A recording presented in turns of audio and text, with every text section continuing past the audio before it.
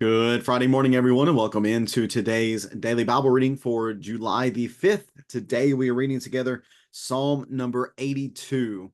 The 82nd Psalm has been given the title in my Bible, A Plea for Righteous Judgment. I think this psalm could be categorized as a trust psalm or a psalm of confidence. Now, this psalm is one that is somewhat controversial because of the translation slash interpretation that differs on this psalm and the understanding of the subject of this psalm. The issues surrounding the psalm, like the idea and the message, are not all that difficult. It's about injustice, judging unjustly, and showing partiality to the wicked. That's pretty clear. Um, but who is Asaph writing about? We know that Yahweh, God, is the one who is standing in judgment, but who's he standing in judgment of?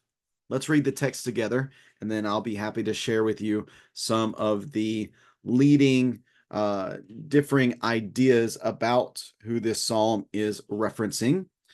We'll do that here in just a moment. First, let's read the text together here in Psalm number 82. Psalm 82 again, a plea for righteous judgment, a psalm of Asaph, a psalm of trust and confidence. Psalm 82 in verse number 1. God stands in the divine assembly. He pronounces judgment among the gods. How long will you judge unjustly and show partiality to the wicked? Selah. Provide justice for the needy and the fatherless. Uphold the rights of the oppressed and the destitute. Rescue the poor and the needy. Save them from the power of the wicked. They do not know or understand. They wander in darkness. All the foundations of the earth are shaken. I said, You are gods. You are all sons of the Most High. However, you will die like humans and fall like any other ruler. Rise up, God, judge the earth, for all the nations belong to you. Psalm number 82. Again, probably one of the shorter Psalms that we've read here over the last little bit, but because of the difference in understanding of this Psalm, we could spend a lot of time talking about it. We could spend a lot of time talking about Psalm 82 and some other texts that might help us to shed some light on it, but we just don't have time in this setting for that. Maybe on another occasion we could sit down and think a little bit more about this psalm. But for me, again, there's trust and confidence. Here, Asaph is putting confidence in Yahweh to make right the wrongs and to hold those accountable who have, again, verse number 2, very clear, who have judged unjustly and who have shown partiality to the wicked. But the problem really is in verse number 1. Verse number 1. God stands in, and translations differ here. Some translations say he stands in the congregation. Some say he stands in his congregation. The Christian Standard Bible says the divine assembly. The divine assembly. And then in the second half of this verse, he pronounces judgment among the gods. I have a footnote here that says, or heavenly beings, or earthly rulers. And I have some other options here that people have used to interpret this, that this is, again, the gods, heavenly beings, which would include like angels, spiritual beings, something of that nature, earthly rulers, yes. Some say that this is in reference to the Israelites at Mount Sinai. Others say that this is about humans who receive some sort of divine revelation. So again, this last term here, the gods, which is the Hebrew word Elohim, people differ on how they understand it. I just tell you what I think.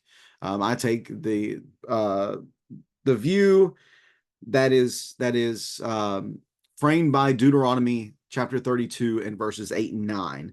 We talked about this a little bit last year. Again, I don't think I got into it too much as we were doing our daily Bible reading through the historical text last year, and I don't think I got into it too much in our daily Bible reading. But in Deuteronomy chapter 32 and verse number 8, it says, when the Most High gave the nations their inheritance and divided the human race, he set the boundaries of the peoples according to, in my Bible, it gives according to the number of the people of Israel. but Yahweh's portion is his people, Jacob his own inheritance. But I have a footnote, and the footnote tells us about a Dead Sea Scroll, which reads the number of the sons of God, and the Septuagint says the number of the angels of God. So the question would be, who did God apportion the nations according to? Did he portion them in accordance to the number of the people of Israel? Was Israel ever associated with the nations or ruling the nations? I don't think so at all.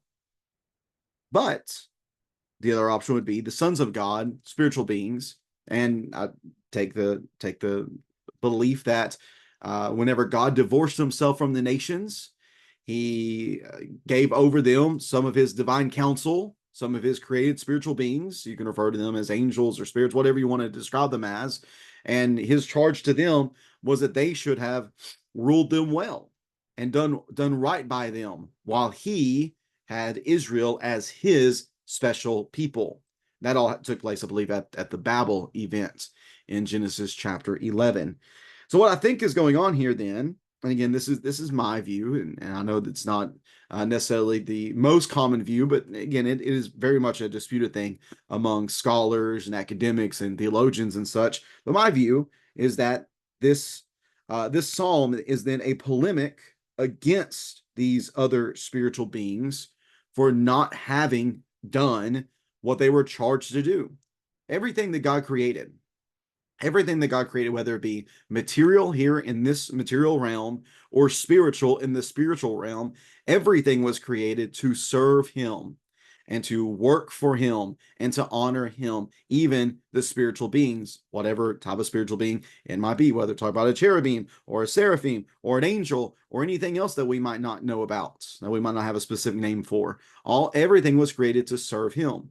So it seems, again, from my understanding, that as he puts the nations under the charge of these spiritual beings, that they should have honored God in the way they interacted with them. But it seems that that wasn't the case at all, that they instead began to judge unjustly and showed partiality to the wicked, while what they should have done is verses 3 and 4: provide justice for the needy and the fatherless, uphold the rights of the oppressed and the destitute, rescue the poor and the needy, save them from the power of the wicked. That's what they should have done. But that's not what they did. And what was the result? Well, the result then is verse number 5, that the needy, the fatherless, the oppressed, the destitute, the poor, that they, again, this is my understanding, but people differ on this. Some people say that verse number 5 is referring to the subject of this psalm, the ones who have failed. I tend to read this as these are the people that are affected by their failure, that they do not know or understand. They wander in darkness, and all the foundations of the earth are shaken. So the failure is verse number, again, from my reading of this text, which again is what it is. You have here the divine assembly and the failures of spiritual beings, that they judged unjustly and showed partiality to the wicked. What they should have done is they should have provided justice, uphold the rights of people, rescue the poor, save the poor from the power of the wicked. They didn't do that. So you have verse number 5 as the sad result of that being the case. So the verses 6 and 7 now are the judgments. I said you are gods, acknowledging their high status as spiritual beings. You are all sons of the Most High. However, because they're failures, you will die like humans and fall like any other ruler. There is destruction designated to them because of their rebellion, which to me, again, this is not anything that should be mind-blowing, because think of that being the exact route that the Satan, the adversary, the devil took. That he was created as being this good spiritual being, and he rebelled against God. And in Jude, we read about hell being created as a place for, or excuse me, in Matthew, Jesus describes hell being a place created for the devil and his angels. Jude talks about those spiritual beings who rebelled, who are left in chains now until the judgment. And all that seems to make sense to me, and that's part of what's going on here, is this judgment against these spiritual beings who have rebelled against God. Now, of course, like I said, there's some other options here. Some people think this is talking about human rulers. Again, whether it's earthly rulers, Israelites at Sinai, or these humans that received divine revelation, those are all plausible. But for me, I try to take what has the most evidence behind it. And for me, the most evidence goes to the spiritual being application of this scene here. So then we get to verse number 8. Rise up, God, judge the earth, for all the nations belong to you. Interesting, all the nations belong to you. What I say about Deuteronomy chapter 32 and 8 9, that the nations were given over to these spiritual beings, to these quote unquote gods, which that's not. I think one of the issues here in dealing with thinking about like spiritual beings is we think of all gods being the same. We think about the word God that we have, which comes from Elohim. Like verse number 1. In verse 1, the first word is Elohim. Well, here Elohim is translated as uppercase G God. So we're talking about Yahweh. We're talking about the Father here. I guess it wouldn't necessarily be the Father, but we're talking about Yahweh in that instance. But then we get down to the end of verse number 1, the gods. That's also the word Elohim. But that doesn't mean that these are the same gods. What we're talking about here is, again, a spiritual being. God is a spiritual being. All spiritual beings are spiritual beings, but not all spiritual beings are God, are Yahweh, having no beginning and no end, being the one who has the right to judge and the right to rule all things. That is something that only belongs to Yahweh. I think that's really the main point of this psalm, is the fact that Yahweh is in control, that he sees, and really this applies to whatever view you take of the psalm, whether you take it as applying to humans or whether you take it to apply to spiritual beings. This all applies to both, that God has the right to rule over spiritual beings and judge them for their wickedness, and he also has the right to rule over humans to judge them for their wickedness. So no matter what you are, no matter whether you are a created material being or whether you are a created spiritual being, God will judge rebellion. He will hold that to account because he expects all beings to do justice and to uphold righteousness, whether in the spiritual realm or whether in the earthly realm. God expects for all created beings to do what he would do, because we're all humans, certainly made in his image. And then also there's an element in which they are made in his image too, as the sons of God. So that's the main point that I take away from this psalm, is that God expects for justice to be upheld. And if it's not upheld, then he will hold that to account. And he expects that from us too. That there is an application certainly here for us, even if you do take the spiritual beings view, which you might not, that's fine.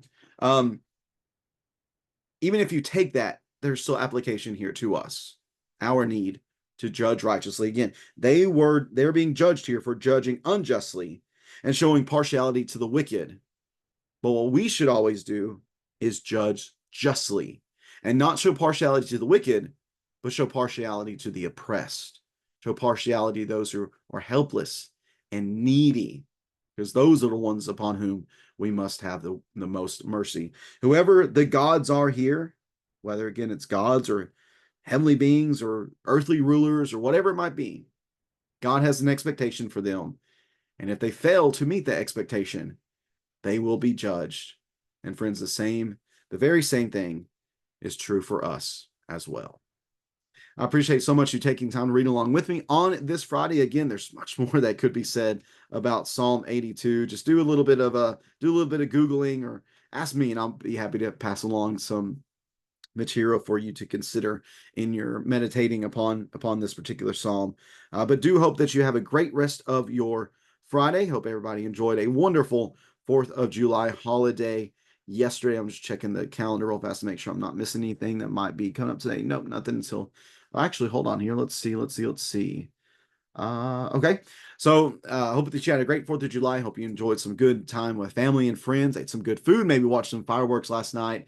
Hope that you're feeling good today as well. On Sunday, we do have an anniversary. It is Jeff and Stephanie Clark's anniversary. Very happy anniversary to them. Looking forward to seeing them and everybody else on Sunday as we gather together for our Bible studies at 10 a.m. and our worship assembly at 11. And then on Monday, we'll be back at it reading together from Psalm 83, Prayer Against Enemies. One of those very interesting imprecatory psalms. Looking forward to reading that with you then. Again, thanks for tuning in today. Have a great weekend, everyone. See you on Sunday, and see you back here on Monday. Take care, and God bless.